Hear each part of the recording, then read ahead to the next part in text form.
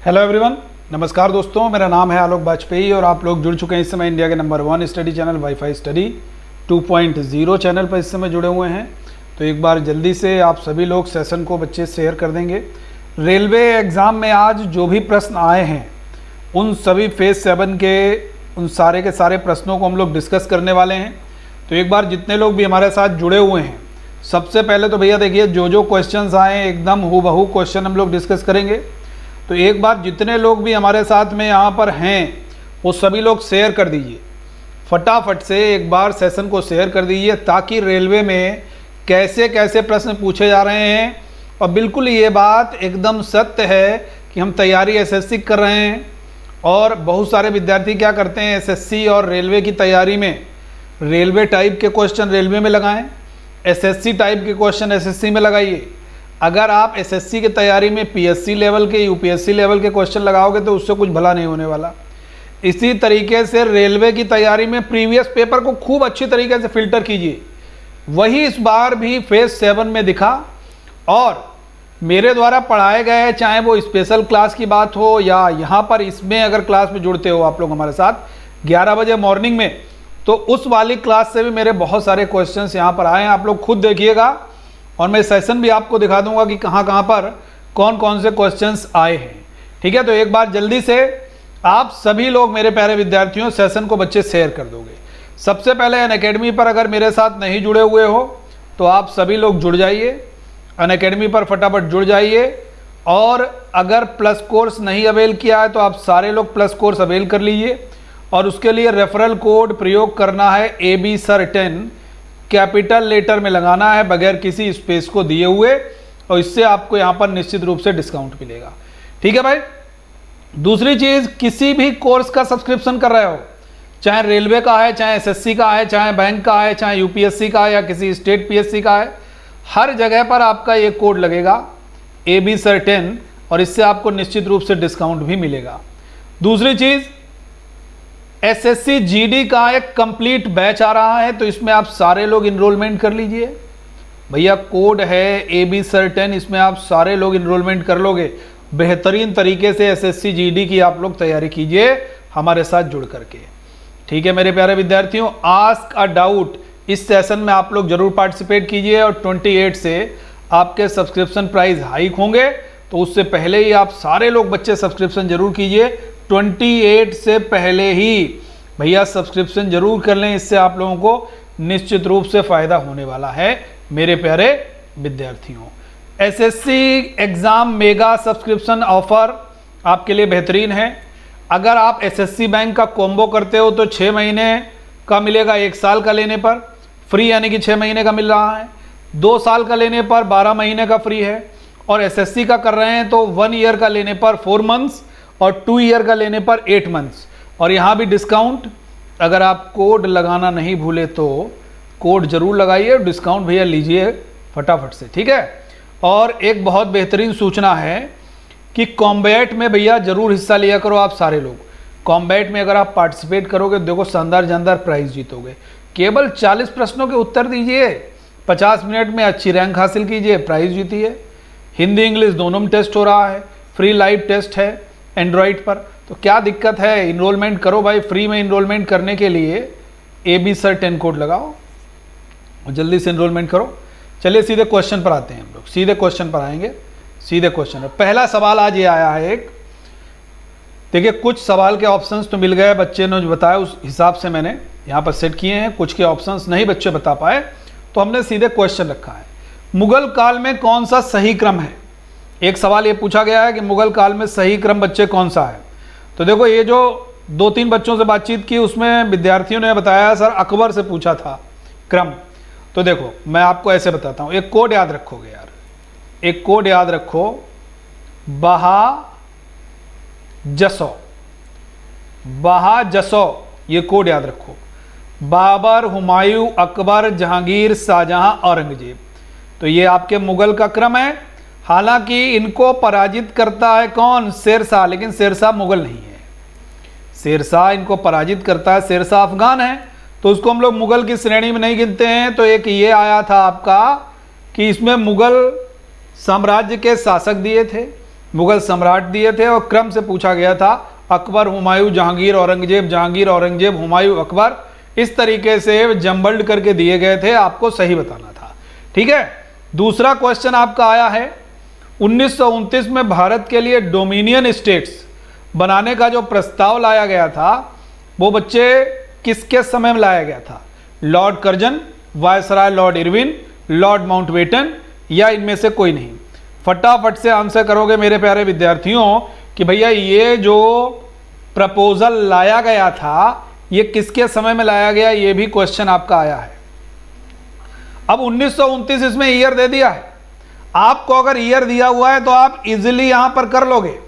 अगर मेरे प्यारे विद्यार्थियों अगर ईयर दिया हुआ है तो आप लोग इजीली कर लोगे, और ईयर अगर दिया हुआ है तो इस प्रश्न का उत्तर आपका क्या हो जाएगा? लॉर्ड इरविन हो जाएगा। भाई इरविन कहीं पर है? बिल्कुल है। तो प्रश्न का उत्तर क्या हो गया भैया? लॉर्ड इरविन हो गया। डोमिनियन स्टेट्स बनाने का प्रस्ताव 1929 दिया गया है तो लॉर्ड इरविन हो जाएगा। ठीक है। अब देखो, मान लीजिए और भी आपके आगे आने वाले एग्जाम में क्वेश्चन आ सकता है। माउंटबेटन योजना पूछी जाए तो 3 जून 1947 लगाना। भाई बंगाल का विभाजन 16 अक्टूबर 1905 को हुआ है, कर्जन ने किया था। डेट वाले सवाल भी आज बहुत आए हैं। अगला सवाल आया है, पोखरन किस जिले में है? जो पोखरन है वो किस जिले में है? यानी कि हम लोग ये तो जानते हैं यार राजस्थान में है पोखरन, पोखरन राजस्थान में है, बिल्कुल हम लोग जानते हैं, लेकिन सवाल ये आया था किस जिले में है। तो एक बार बताने की कोशिश करोगे भाई? सुभाष यादव, बबलू गुज्जर, जितने लोग जुड़े हुए हो एक बार जल्दी से रिव्यू में यहाँ पर पार्टिसिपेट कीजिए और जानिए कि आखिरकार किस तरीके से प्रश्न रेलवे आपसे पूछ रहा है। पोखरण अगर पूछा जाएगा तो पोखरण बच्चे जैसलमेर में है। कहां पर है मेरे प्यारे विद्यार्थियों? जैसलमेर में आपका पोखरण स्थित है। यह भी क्वेश्चन आपका आया था। अगला सवाल आया था, महानंदा किस नदी की सहायक नदी है? महानंदा किस नदी की सहायक नदी है, यह सवाल पूछा गया है। और महानंदा आपकी गंगा की सहायक नदी है। किसकी है? गंगा की सहायक नदी है। एक क्वेश्चन ये भी आया है। अगला सवाल बच्चे आया है, केदारनाथ मंदिर किस जिले में है? बहुत बढ़िया सवाल है। अब देखो यहां पर थोड़ा सा आपको दिमाग दौड़ाना पड़ेगा, अगर नहीं पता है तब भी कोई दिक्कत नहीं, प्रयाग पता होने चाहिए। अब देखो भाई, रुद्रप्रयाग अगर आपको पता है तो हमने क्या बताया था? रमा, मंदाकिनी और अलकनंदा किसमें जुड़ती हैं? देखो रमा बन गया ना, मंदाकिनी और अलकनंदा किसमें मिलती हैं? रुद्रप्रयाग में। तो यहां पर हम लोग जानते हैं कि केदारनाथ मंदिर किस जिले में है, तो भैया रुद्रप्रयाग में हो जाएगा। ये पॉइंट आप लोग याद रखोगे। कहां पर हो जाएगा? रुद्रप्रयाग ऑप्शन होगा। तो जिनने रुद्रप्रयाग ऑप्शन टिक किया होगा वो सही, बाकी गलत। अगला सवाल आया था भाई, एलिफेंट प्रोजेक्ट कब शुरू किया गया? 1972, 73, 1992 या 1956? देखो भाई, एलिफेंट प्रोजेक्ट जो शुरू किया गया था वो एलिफेंट प्रोजेक्ट शुरू किया गया है 1992 में। ये सवाल आया था। अब हो सकता है आपके अगले दिन में पूछ दे आपका प्रोजेक्ट टाइगर, तो प्रोजेक्ट टाइगर आपका 1973, वन्य जीव अभ्यारण्य अधिनियम 1972, प्रोजेक्ट टाइगर आपका 1973, 1992 एलिफेंट प्रोजेक्ट, 1956 में LIC की स्थापना होती है। याद रहेगा मेरे प्यारे विद्यार्थियों। आगे बढ़ते हैं। शिलोंग किस पहाड़ी पर स्थित है? एक क्वेश्चन आपका ये आया है कि भाई शिलोंग जो है ये किस पहाड़ी पर स्थित है? फटाफट आंसर करोगे भाई तेजी से। देखो बहुत बेहतरीन है। अगर कभी आपसे पूछा जाएगा तो आप इजीली बता सकते हो कि यार शिलोंग किस पहाड़ी पर स्थित है, तो आसानी से बता दोगे। शिलोंग जो है हम लोग जानते हैं मेघालय की राजधानी है। कहाँ की राजधानी है भैया? मेघालय की। ये सवाल देखो पूछा गया, थोड़ा सा घुमाया है। हमने आपको कराया है क्वेश्चन, हमने आपको बताया है कि मासिन राम जो है वो कौन सी पहाड़ी में स्थित है? सोहरा पहाड़ी है, खासी पहाड़ी। शिलांग भी आपका खासी पहाड़ी में स्थित है। हम लोग जानते हैं वहां पर गारो, खासी और जैंतिया की पहाड़ियां स्थित हैं। वहां पर गारो, खासी और जैंतिया की पहाड़ियां स्थित हैं। तो खासी पहाड़ी में आपका मेघालय की राजधानी शिलोंग स्थित है। ठीक है भाई, आगे बढ़ते हैं। इनमें से कौन सा मिलान सही नहीं है? यह भी एक क्वेश्चन आया है। कांग्रेस लिखा हुआ है, कांग्रेसी 1885, भाजपा 1980, बहुजन समाज पार्टी 1984, तो इसमें मिलान सही कौन सा नहीं है? कम्युनिस्ट पार्टी भैया 1964 में कहाँ है? कम्युनिस्ट पार्टी तो 1921 में बनी है, तो यही वाला आपका मिसमैच था। अगला सवाल आया है, मोर का वैज्ञानिक नाम। देखो कितना आसान सवाल आया है। मोर का वैज्ञानिक नाम पारस डोमेस्टिकस, पावो क्रिस्टेटस या गोलुबिंदाए कोवर्स। तो मोर का अगर वैज्ञानिक नाम पूछा गया है तो आप इजीली बता सकते हो यार पावो क्रिस्टेटस, ये बच्चे मोर का वैज्ञानिक नाम, ये भी पूछा गया था। ठीक है। हैदराबाद को हाईटेक सिटी कहते हैं और क्वेश्चन पूछ दिया भैया हाईटेक का फुल फॉर्म क्या है? हाईटेक का फुल फॉर्म क्या है?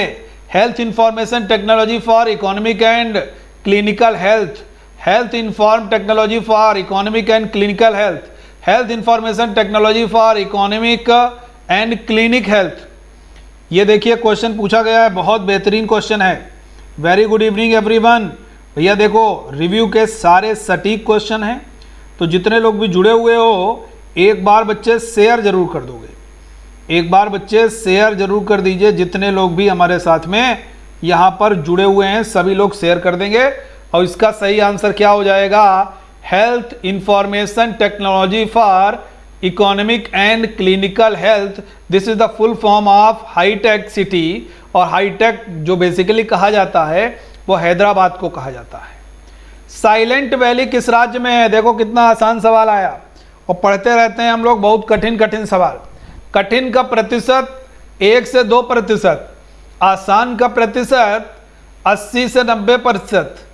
ठीक है, तो आप लोग आसान वाले को भैया ज़्यादा फोकस करो, इधर उधर भागोगे कठिन के चक्कर में आसान मत छोड़ो। आसान ही सिलेक्शन कराएगा, आसान गलत बाहर, आसान गलत कंपटीशन से बाहर, ये नहीं करना है। साइलेंट वैली बच्चे केरला में है। कहाँ पर है? केरला में साइलेंट वैली है, ये आपको याद होना चाहिए। केरला में साइलेंट वैली है। हर बार जब भी केरल की बात आती है मैं हमेशा अपने सेशन में बताता हूँ, शांत घाटी केरल में है। जानी बेरेस्टो किस देश से संबंधित हैं? इनके बारे में पूछ दिया है। ये बेसिकली एक क्रिकेटर हैं, ये एक क्रिकेटर हैं बेरिस्टो साहब। और ये क्रिकेटर जो हैं ये आपके इंग्लैंड के क्रिकेटर हो जाते हैं। कहाँ के? इंग्लैंड के क्रिकेटर हैं बेरिस्टो साहब। ठीक है, ये भी सवाल आया। आरबीआई की स्थापना कब हुई? ये भी आया था क्वेश्चन। तो 1 अप्रैल 1935 को आरबीआई की स्थापना होती है। अब मान लीजिए आपका नेक्स्ट डे में आ जाए कि यार इसका राष्ट्रीयकरण कब हुआ, तो राष्ट्रीयकरण आप बताओगे 1 जनवरी 1949। अगर पूछा जाएगा किस कमीशन की अनुशंसा पर आरबीआई बना, तो आप बताओगे Hilton young commission. Hilton young commission की अनुशंसा पर आरबीआई बना है, ये भी आपको याद रखना है। ठीक है भाई, चलिए आगे बढ़ते हैं। कंप्यूटर माउस का आविष्कार किसने किया? ये भी मैंने आपसे क्वेश्चन पूछा जा चुका है, एक बार नहीं दसियों बार पूछा है। कंप्यूटर माउस पूछा है, कीबोर्ड पूछा है, आईसी चिप्स भी बताया, इंटरनेट भी बताया, WWW भी बताया, ये सब मैंने बताए हैं। कंप्यूटर माउस का आविष्कार जो है वो एंजल वर्ड ने किया था। एंजल वर्ड ने, चेचक के टीके का एडवर्ड जेनर ने। अब यहां पर समझ लोगे। इंटरनेट पूछा जाएगा, विंट सर्फ लगाओगे। WWW आ जाए तो टिम बर्नर्स ली लगाओगे। अगर कभी आपसे पूछा जाएगा ईमेल, तो ईमेल का रे टॉमिल्सन लगाओगे। ये सारे के सारे क्वेश्चन आपके आ सकते हैं भाई, तैयार रहिएगा। ठीक है, साइंस एंड टेक्नोलॉजी का पार्ट है तो इसलिए जरूर आता है। अगला सवाल आया था 2020 का साहित्य का नोबेल पुरस्कार किसको दिया गया? नोबेल प्राइज 2020 लिटरेचर फील्ड में किसको दिया गया? यह भी सवाल एक पूछा गया है। रविन्द्रनाथ टैगोर, रोजर पेनरोज, कवित्री एक हैं लुइस ग्लुक या चार्ल्स राइस।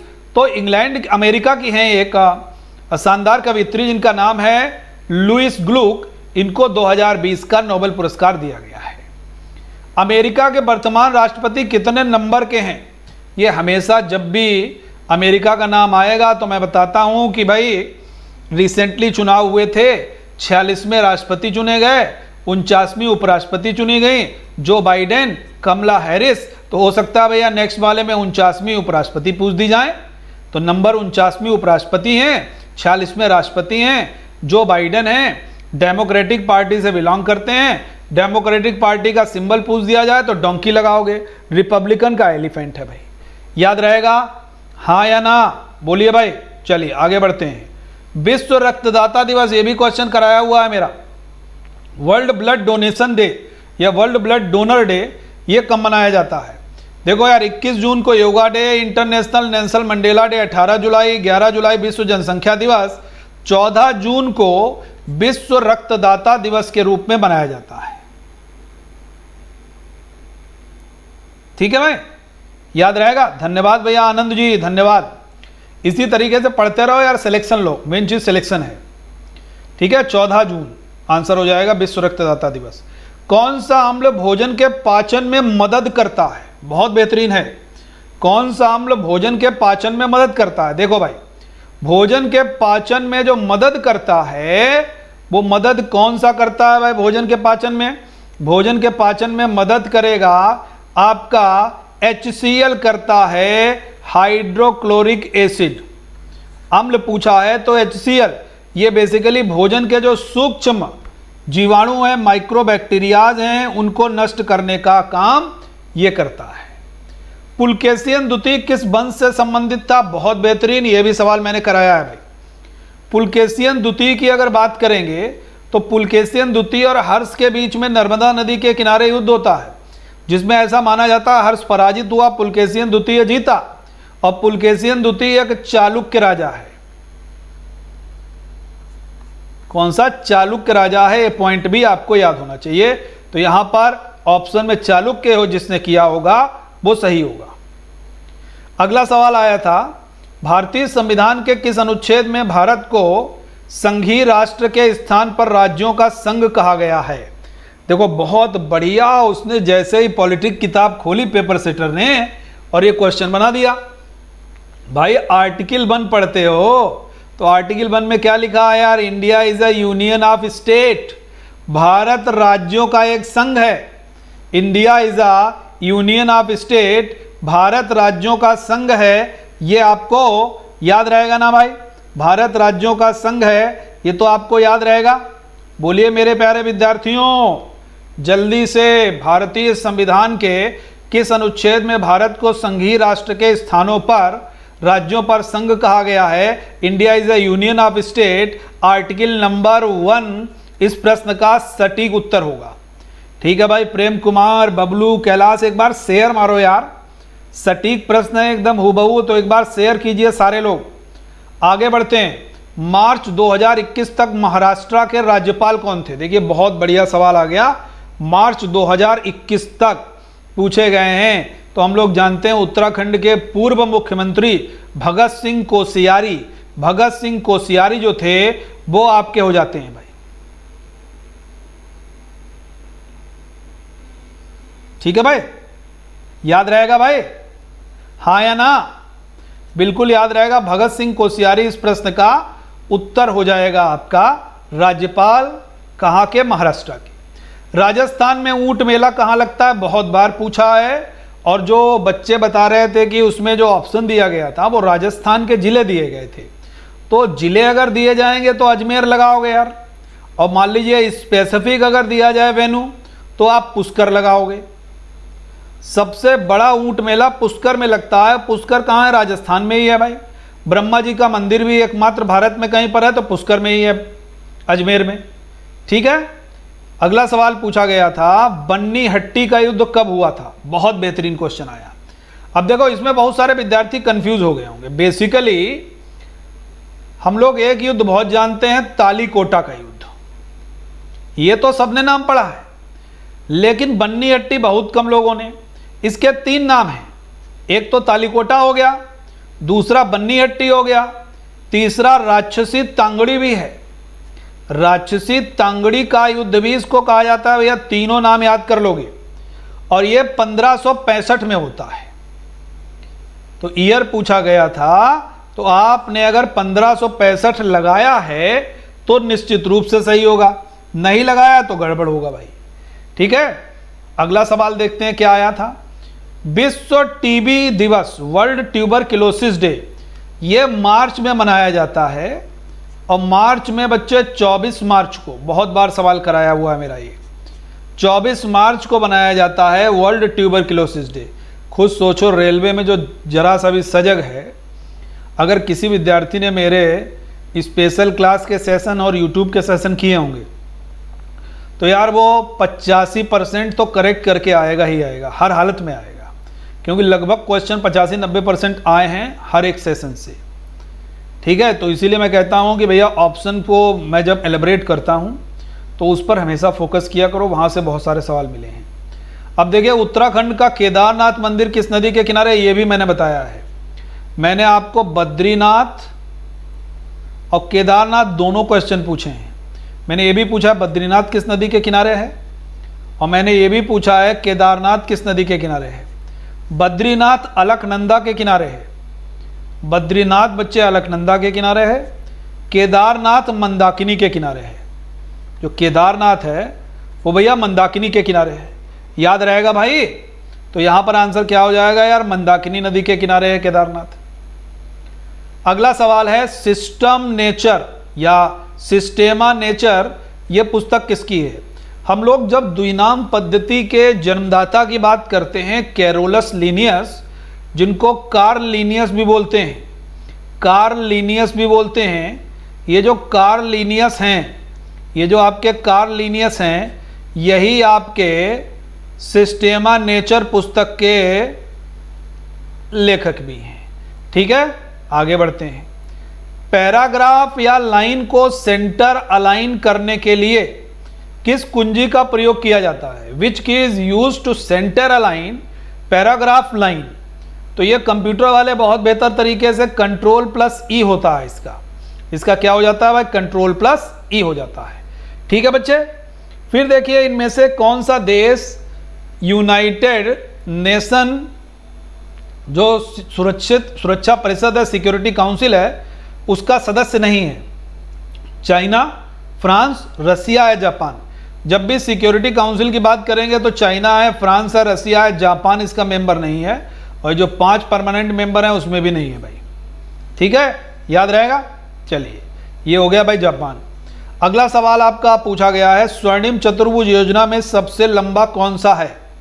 क्या वो दिल्ली से कलकत्ता है, दिल्ली से मुंबई, चेन्नई से मुंबई, या कलकत्ता से चेन्नई। तो सही आंसर क्या हो जाएगा इसका, कलकत्ता से चेन्नई वाला बच्चे 1684 किलोमीटर है, और जो दिल्ली से कलकत्ता वाला 1454 किलोमीटर है, और चेन्नई से मुंबई वाला 1290 किलोमीटर है। तो क्या हो गया भाई, कलकत्ता से चेन्नई वाला सबसे लंबा है। संघ मोलस्का का उदाहरण कौन सा नहीं है। तो सीधा आंसर हो जाएगा यार गाय। ये भी सवाल पूछा गया है, गाय जो है वो मोलस्का का उदाहरण नहीं है। तो ये महत्वपूर्ण प्रश्न जो आपके पूछे गए रेलवे एनटीपीसी फेज 7 में, तो आपके ये यहाँ से बहुत सारे सवालों से एक रास्ता आपको मिल जाएगा कि यार हो सकता है ये भी पूछा जाए। तो आप लोग इसको शेयर कर दीजिएगा, हर एक ग्रुप में अधिक से अधिक शेयर कर दीजिएगा ताकि विद्यार्थी अवेयर हो जाएं। अब देखिए अनअकैडमी पर आप लोग आस्क अ डाउट, ये डाउट सेशन में जरूर पार्टिसिपेट किया करो। 28 को सब्सक्रिप्शन प्राइस हाइक हो जाएगा। मेरा रेफरल कोड जरूर लगाइए सब्सक्रिप्शन लेने पर ABSIR10, ये कोड लगा करके आप लोग डिस्काउंट प्राप्त कर सकते हो। ऑफर चल रहा है, ऑफर आप लोग देख सकते हो भैया, 1 साल पर 4 महीने, 2 साल पर 8 महीने SSC के लिए, और कॉम्बो पर 1 साल पर 6 महीने और 2 साल पर 12 महीने का फ्री सब्सक्रिप्शन दिया जा रहा है, और इसमें भी डिस्काउंट मिलेगा। अगर आप ABSIR10 कोड का प्रयोग करते हैं तो डिस्काउंट और भी मिलेगा इससे। ठीक है भाई, कॉम्बैट में भैया जरूर हिस्सा लिया करो, प्राइज जीत सकते हो शानदार जानदार। केवल 40 प्रश्नों का उत्तर ही तो देना है 50 मिनट में, हिंदी इंग्लिश दोनों में पेपर आएगा। 1 करोड़ तक का यहाँ पर स्कॉलरशिप प्राइज है, और उसके बाद में एंड्रॉइड पर हो ही रहा है आपका। ठीक है, तो यहाँ पर भी इनरोलमेंट करोगे फ्री में, इनरोलमेंट के लिए ABSIR10 कोड लगाओ फ्री में इनरोलमेंट करने के लिए। ठीक है भाई, याद रहेगा। चलिए, तो ये देखिए मैंने आप लोगों से बहुत सारे क्वेश्चन शेयर किए, और अगर SSC GD की तैयारी कर रहे हो तो पूरे कंप्लीट बैच में आप लोग इनरोलमेंट कीजिए SSC GD के लिए, और कोड लगाइए इनरोलमेंट करने के लिए। ABSIR10 कोड लगाना है SSC GD में इनरोलमेंट करने के लिए। ठीक है बच्चे, याद रहेगा।